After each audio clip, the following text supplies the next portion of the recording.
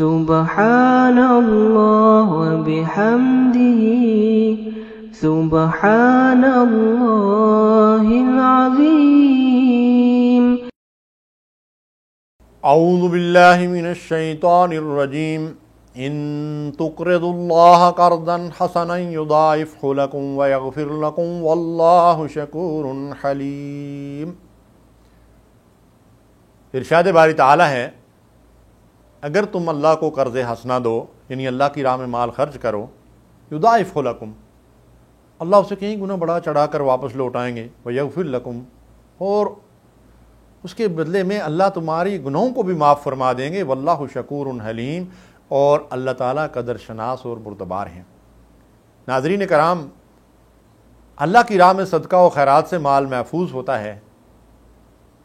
یہاں اللہ تبارک و تعالیٰ ارشاد فرما رہے ہیں کہ جو کچھ تم اللہ کی راہ میں خرچ کرو گے وہ میرے ذمہ قرض ہے، یعنی وہ میرے ہاں محفوظ بھی ہو گیا ہے، اسے میں کہیں گنا بڑھا چڑھا کر بھی واپس لوٹاؤں گا، اور اس کے عوض تمہارے گناہوں کو بھی معاف کر دوں گا۔ سبحان اللہ۔ ناظرین کرام، ہر شخص کی سوچ اور فکر یہ ہوتی ہے کہ وہ مال لگا کر زیادہ سے زیادہ نفع بھی کمائے اور ایسی جگہ انویسٹمنٹ کرے جہاں اس کے مال کو کوئی خطرہ نہ ہو، اس کی رقم ڈوب نہ جائے، اس کا کوئی خسارہ اور نقصان نہ ہو جائے۔ یہ انسانی فطرت ہے۔ اب دنیا میں انسان کہیں کسی کھاتے میں بھی انویسٹمنٹ کرے گا، تجارت کرے گا، کاروبار کرے گا، مال لگائے گا، کچھ بھی کرے گا، تو کبھی کوئی حادثہ، کبھی کوئی قدرتی آفت، کبھی کوئی آگ، کبھی کوئی سیلاب، کبھی کوئی زلزلہ سارے مال کو تباہ و برباد کر دیتا ہے۔ بعض لوگ زیادہ سے زیادہ نفع کمانے کے لالچ میں انویسٹمنٹ کرتے ہیں تو ساری اصل جمع پونجی بھی ضائع کر بیٹھتے ہیں۔ بے شمار حادثات دنیا کے اندر ہوتے رہتے ہیں۔ تو اس کا مطلب یہ ہے کہ دنیا میں تو کوئی ایسی جگہ ہے نہیں جہاں ہم انویسٹمنٹ کریں اور اس کی مکمل 100% حفاظت کی ضمانت موجود ہو۔ لیکن اللہ رب العالمین ہمیں آفر کرتے ہیں، پیشکش کرتے ہیں، ہمیں دعوت دیتے ہیں کہ اللہ کے ہاں آخرت کے اکاؤنٹ میں مال جمع کروا لو، وہ مال محفوظ ہو جائے گا۔ اللہ اس کی حفاظت جب کرے گا تو اس کے ضائع ہونے کا تو کوئی خطرہ سرے سے ہو ہی نہیں سکتا۔ اور دنیا میں بڑے سے بڑا منافع آپ کو کوئی کتنا دے سکتا ہے؟ 10% تک کی اگر لالچ ہو جائے تو آدمی اپنی جائیداد بھی فروخت کر کے وہاں انویسٹمنٹ کر لیتا ہے، لیکن بعض اوقات تو سارے کا سارا ضائع ہو جاتا ہے۔ لیکن اللہ تبارک و تعالیٰ کوئی 10% کا تو ہمیں پیشکش نہیں کر رہے ہیں، وہ تو 10 سے لے کر 700 گنا کی پیشکش کر رہے ہیں۔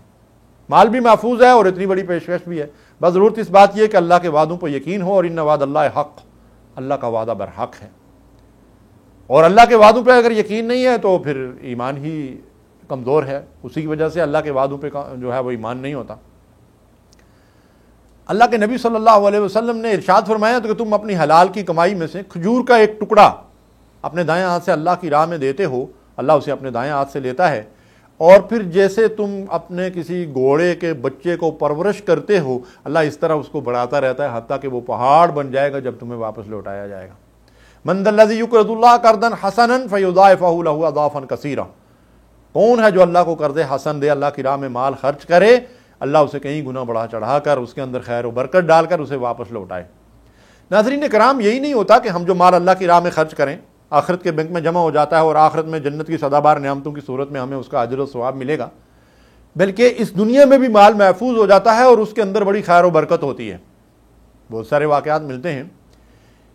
امام مسلم رحمۃ اللہ علیہ نے ایک واقعہ بیان کیا ہے کہ اللہ کے نبی صلی اللہ علیہ وسلم نے ارشاد فرمایا کہ پہلے لوگوں میں سے ایک شخص کہیں چل رہا تھا کہ اسے بادلوں میں سے ایک آواز آئی، اور وہ آواز یہ تھی کہ فلاں شخص کے باغ میں پانی برساؤ، اور بادل جو ہے وہ ایک طرف چل پڑے۔ تو یہ شخص بھی ان بادلوں کے ساتھ ساتھ جو ہے وہ آگے کی طرف چلا، اور ایک اونچے ٹیلے کے اوپر جو ہے وہ بارش شروع ہو گئی۔ تو یہ شخص اس ٹیلے کے اوپر چلا گیا اور دیکھتا ہے کہ اس ٹیلے سے بارش کا پانی جو ہے وہ نیچے ڈھلوان کی طرف جا رہا ہے، اور آگے ایک شخص کا باغ ہے، وہ شخص جو ہے وہ بیلچا پھاوڑا وغیرہ لیے ہوئے، کدال وغیرہ لیے ہوئے اپنے باغ کی طرف جو ہے وہ اس پانی کا رخ موڑ رہا ہے۔ اس کے پاس چلا گیا اور اس شخص سے پوچھا کہ تمہارا نام کیا ہے؟ تو اس نے اپنا نام بتایا۔ تو اس شخص نے کہا کہ بھائی میں نے بادلوں سے تیرا نام سنا ہے کہ ان کو حکم ہوا ہے کہ جا شخص فلاں شخص کے باغ کو سیراب کرو، تو بتاؤ تمہارا کیا عمل ہے کہ اللہ نے بادلوں کو حکم دیا ہے کہ وہ آ کر تیرے باغ کے اوپر پانی برسائیں. تو اس شخص نے عرض کیا کہ بھائی اور تو کوئی خاص عمل نہیں ہے، لیکن اس باغ سے جو آمدنی مجھے حاصل ہوتی ہے اس کو میں 3 حصوں میں تقسیم کرتا ہوں.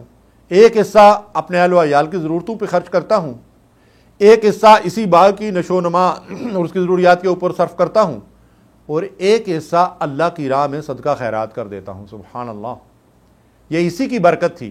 بعض لوگ پوچھتے رہتے ہیں نا کہ برکت کیا چیز ہوتی ہے. برکت اسی چیز کو کہتے ہیں کہ اللہ تبارک و تعالیٰ نے اسے ایسی برکت عطا فرمائی کہ بادلوں کو حکم دیا کہ جاؤ اس کے باغ کو سینچو، وہاں برسو، تاکہ اس کے باغ کے اندر جو ہے وہ اسے پانی میں اثر آئے. یہ ہے دنیا کی خیر و برکت جو اللہ تبارک و تعالیٰ عطا فرماتے ہیں. کاروان عظیمت ایک کتاب ہے جس کے اندر میں نے ایک واقعہ پڑھا.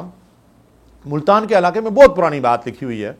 چودھری نذیر احمد صاحب ضلع ملتان میں نائب تحصیلدار تھے، اور اس وقت کوئی یالہ باری ہوئی شدید قسم کی، تو چنے کی فصل جو ہے تباہ و برباد ہو گئی.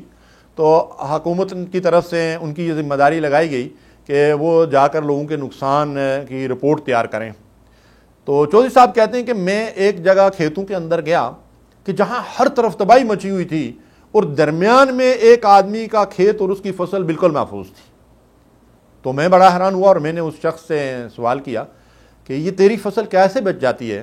تو اس نے کہا کہ میں اپنی اس فصل میں سے عشر برابر ادا کرتا ہوں، اور اس کے علاوہ بھی فقراء اور مساکین کے اوپر یہاں سے حاصل ہونے والا فائدہ اور فصل جو ہے اس کو میں ان کے اوپر بھی خرچ کرتا ہوں. تو یہ اس چیز کا نتیجہ تھا کہ اس شخص نے دوسری بات یہ کہی کہ کبھی بھی کسی زمینی اور آسمانی آفت کے ذریعے سے میری فصل تباہ نہیں ہوئی. اللہ اکبر. ناظرین کرام، اللہ تبارک و تعالیٰ صدقے و خیرات کے ذریعے سے دنیا میں بھی ہمارے مال کی حفاظت فرماتے ہیں. کتنے سیلاب اور زلزلے، آندھیاں اور طوفان ایسے آتے ہیں کہ جن کے ذریعے سے ہمارے پاس یہ خبریں پہنچتی رہتی ہیں کہ سب کچھ تباہ ہو گیا جی، لیکن فلاں آدمی کا مال محفوظ رہا، فلاں کی عمارت محفوظ رہی، فلاں کا کھیت جو ہے وہ محفوظ رہا. اس کی وجہ یہ ہوتی ہے کہ وہ بندہ اللہ کی راہ میں خرچ کرنے والا ہوتا ہے. اللہ ارشاد فرماتے ہیں احفظ اللہ یحفظ. تم اللہ کے محفوظ بن جاؤ، یعنی اللہ کے دین کی حفاظت کرو، اللہ کے دین کے احکامات کے اوپر عمل کرو، اللہ تمہاری حفاظت کرائے گا. ان اللہ اشتری من المؤمنین انفسهم واموالهم بان لهم الجنہ. اس مال کو اللہ کی راہ میں خرچ کریں، اس کے بدلے میں اللہ نے جنت کا وعدہ کیا ہوا ہے.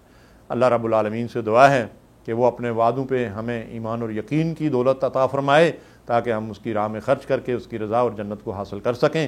وآخر دعوانا الحمدللہ رب العالمین.